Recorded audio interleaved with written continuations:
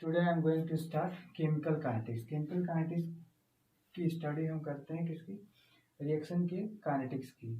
तो पहले हम देखते हैं केमिकल रिएक्शन। केमिकल रिएक्शन के रेट को हम दो पार्ट में पढ़ते हैं। एक तो केमिकल रिएक्शन की हम फिजिबिलिटी देखते हैं कि रिएक्शन कब होगा कब नहीं होगा। इसमें हम देखते हैं feasibility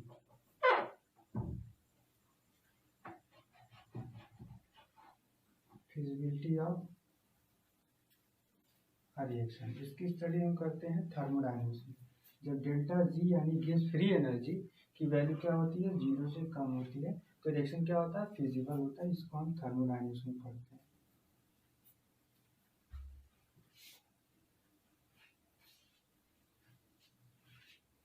second, chemical kinetics.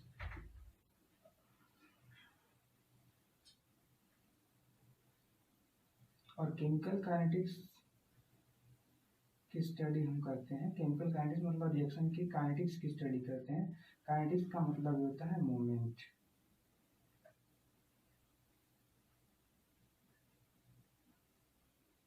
Movement means यानी कि केमिकल के मूवमेंट के बारे में जिसमें हम स्टडी करते हैं उसको हम क्या बोलते हैं? केमिकल काइनेटिक्स बोलते हैं।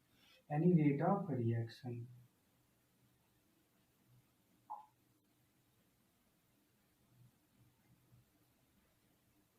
और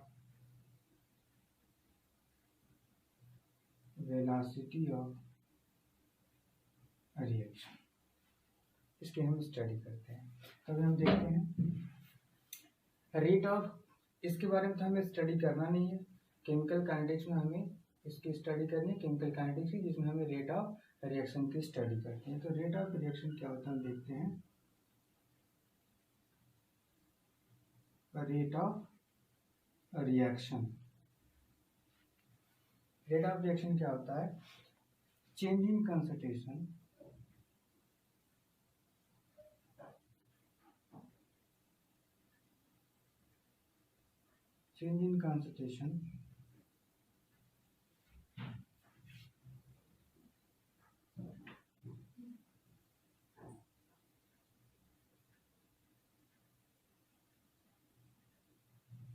for unit time is known as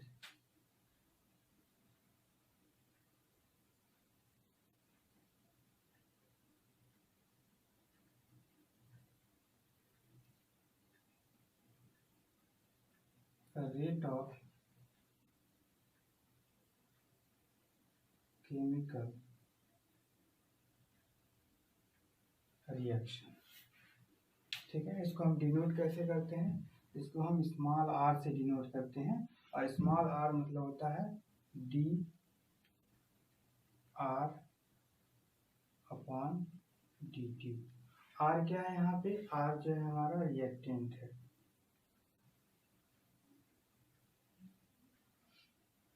तो टाइम के रिस्पेक्ट में जो रिएक्टेंट होता है वो डिक्रीज करता है, इसलिए हम यहाँ पे क्या साइन देते हैं? माइनस साइन देते हैं।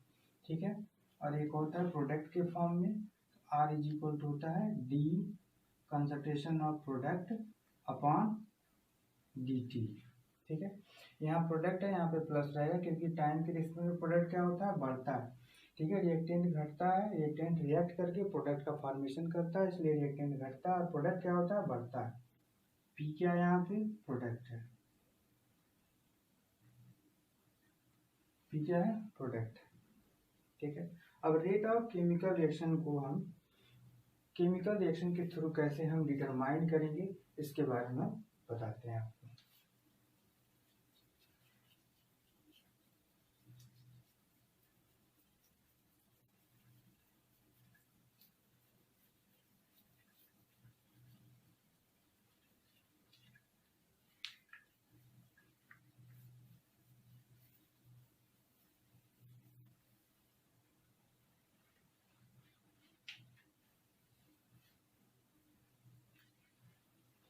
Let us suppose that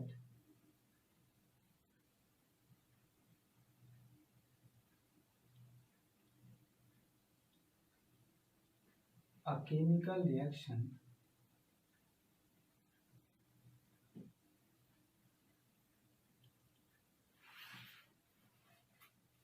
A B B converted C plus D D। ठीक है, अब हम क्या करते हैं, इसका हम रेट ऑफ रिएक्शन लिखते हैं। तो R इज इक्वल टू हो जाएगा rate of reaction is equal to 1/A minus D concentration of A upon dt is equal to minus 1/B D concentration of B upon dt is equal to 1/C D concentration of C upon dt is equal to D concentration of 1/D concentration of D upon dt। ठीक है, ये हमारा क्या है, rate of reaction है। इस form में लिखते हैं हम इसको। यहाँ पे देखो, ये जो माइनस है ये इंडिकेट करता है कि जो हमारा रिएक्टेंट है टाइम के रिस्पेक्ट में क्या हो रहा है, डिक्रीज कर रहा है। और ये क्या है, हमारा स्टिक्योमेट्रिक कोफिशिएंट है। हम स्टिक्योमेट्रिक कोफिशिएंट के रेसिप्रोकल से हम मल्टीप्लाई कर देते हैं तो हमारा रेट ऑफ रिएक्शन आ जाता है। और यहाँ पे जो ये टर्म है D A upon D T, इसको हम बोलते हैं rate of disappearance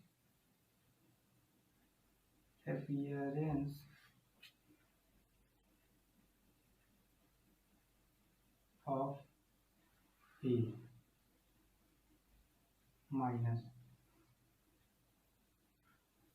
D upon D T, इसको हम बोलते हैं rate of disappearance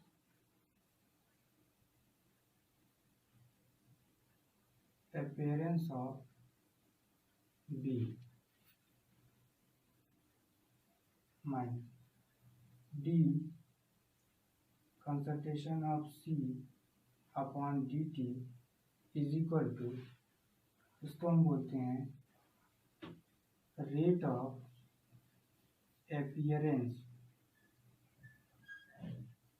appearance of C, या फिर इसी को हम बोलते हैं rate of formation of C. इसी तरह से D concentration of D upon D T is equal to rate of appearance of D. ठीक है, यहाँ पे जो माइनस साइन में ये जो टर्म है इसी को हम क्या बोलते हैं, इसी को बोलते हैं rate of disappearance of A. और जो हमारा बी है इसको हम बोलते हैं rate of disappearance of B. C के टर्म में जब हम लिखते हैं तो ये प्रोडक्ट है इसलिए यहाँ पॉजिटिव होगा, तो D concentration of C upon D T को हम बोलते हैं rate of appearance of C. यहाँ पे जो डी अपॉन डी टी है इसको हम बोलते हैं rate of appearance of D, या इसी को बोलते हैं फॉर्मेशन ऑफ डी। तो जो भी प्रोडक्ट होगा वो रेट ऑफ फॉर्मेशन होता है, और जो हमारा कंसंट्रेशन जो हमारा रिएक्टेंट होता है वो क्या होता है, रेट ऑफ डिसअपियरेंस होता है। ठीक है, तो ये टर्म आप याद रखिएगा। रेट ऑफ रिएक्शन को इस टर्म में लिखते हैं और disappearance rate of disappearance of A को इस टर्म में, rate of disappearance of B को इस टर्म में, rate of appearance of C को इस टर्म में, और rate of appearance of D को इस टर्म में हम लिखते हैं। ये क्वेश्चन इस पे सॉल्व करते हैं, क्लियर हो जाएगा।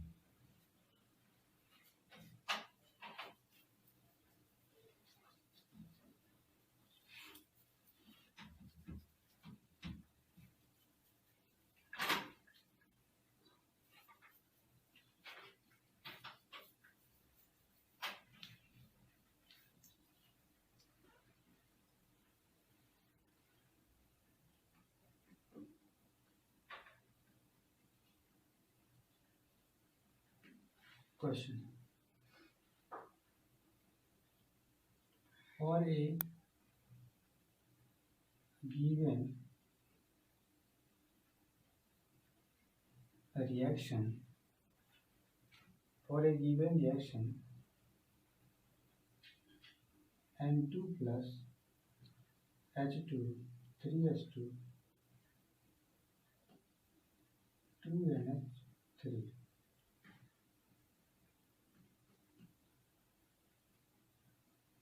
a rate of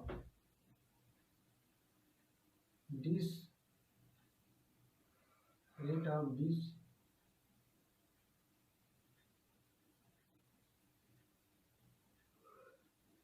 appearance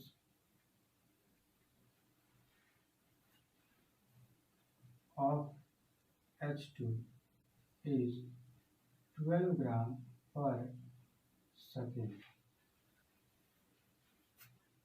Then find a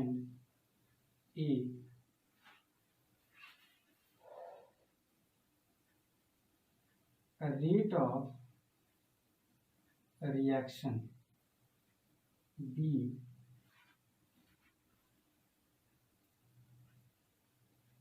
a rate of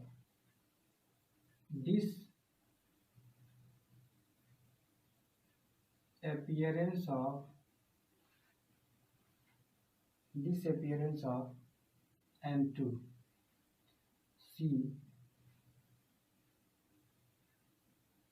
the rate of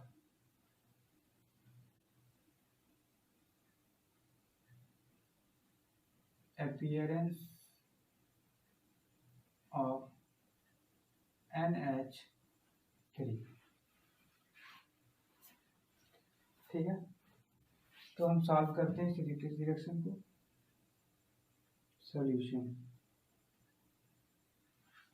सबसे पहले हम इस तरह के जब क्वेश्चन आए तो सबसे पहले हम जो केमिकल रिएक्शन है उस केमिकल रिएक्शन को लिख लेते हैं। इस वाले हमारा केमिकल रिएक्शन जो है N2 3H2 और 2NH3। अब हम क्या करते हैं, इस केमिकल रिएक्शन का रेट ऑफ रिएक्शन लिखते हैं। तो रेट ऑफ रिएक्शन क्या हो जाएगा, R इज इक्वल टू हो जाएगा D concentration of N2 upon dt minus is equal to 1 upon 3 D H2 concentration upon dt is equal to minus 1 upon 2 D NH3 concentration upon dt। ठीक है, तो ये हमारा दोनों निगेटिव के term में रहेगा क्योंकि रिएक्टेंट है और ये प्रोडक्ट है, तो उस फॉर्म में रहेगा। अब यहाँ पे हमारे पास गिवन क्या है, तो गिवन हमारा है rate of disappearance of hydrogen. ठीक है, यानी rate of disappearance of hydrogen कैसे लिखेंगे, DH2 concentration upon dt minus, इसकी वैल्यू हमारे पास गिवन है कितना, ठीक है, इसकी वैल्यू हमारे पास गिवन अभी नहीं है। हमारे पास गिवन क्या है, rate of disappearance of H2 दिया गया है 12 ग्राम पर सेकेंड। ठीक है, 12 ग्राम पर सेकेंड। तो सबसे पहले जो 12 ग्राम पर सेकेंड वो कंसंट्रेशन क्या हो रहा है, कंसंट्रेशन के टर्म में तो है नहीं, ये मास के टर्म में है। तो सबसे पहले हम क्या करें, नंबर ऑफ मोल निकालने। मोल क्या होता है, कंसंट्रेशन होता है। तो हम जानते हैं कि जो हमारा हाइड्रोजन है उसका मोलर मास क्या होता है, मोलर मास होता है 2 ग्राम। ठीक है, तो हम मोल निकाल लेंगे। मोल क्या हो जाएगा, वेट कितना दिया गया 12 gram upon 2 gram is equal to 6 mole. तो यहाँ पे हो जाएगा rate of disappearance is equal to हो जाएगा 6 मोल पर सेकेंड। तो ये हो गया हमारा रेट ऑफ डिसअपीयरेंस ऑफ किसका, हाइड्रोजन का।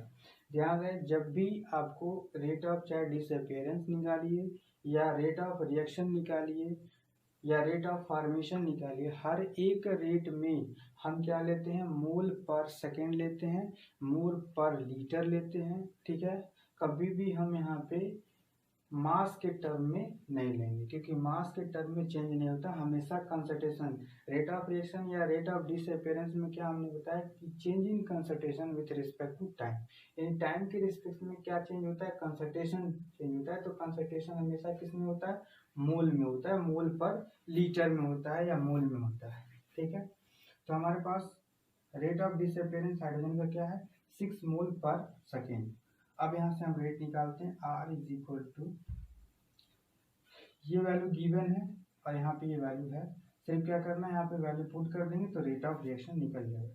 तो क्या हो जाएगा, 1/3 into 6 mole per second is equal to 6/3 is equal to 2 mole per second. ठीक है, तो ये हो गया हमारा रेट ऑफ रिएक्शन। ठीक है, अब हम देखते हैं rate of disappearance. Rate of reaction हमारा हो गया, यानी कि ये हमारा हो गया, ये आंसर आ गया ए का, रेट ऑफ रिएक्शन का। अब हम देखते हैं rate of disappearance of nitrogen.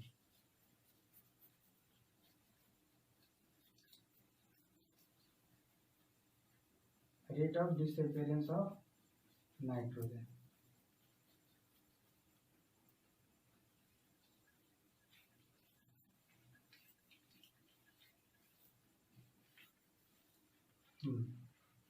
तो अभी हमने रेट ऑफ रिएक्शन लिखा था, तो हमने देखा था R is equal to dN2 upon dt minus is equal to -1/3 dH2 upon dt।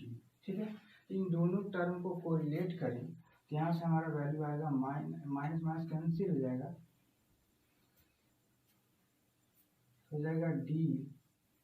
dN2 concentration, अगर माइनस को हम रहने दें तो ये वैल्यू होता है हमारा रेट ऑफ डिसअपीयरेंस ऑफ, क्या चीज होता है, नाइट्रोजन, और इसकी value 1/3 into dH2 upon dt के बराबर है, यानी इसी को हम बोलेंगे rate of disappearance of N2 is equal to हो जाएगा 1/3 इंटू 6 मोल पर सेकेंड, और ये वैल्यू हो जाएगा 2 मोल पर सेकेंड। ठीक है, अब हमें नेक्स्ट क्या निकालना था, रेट ऑफ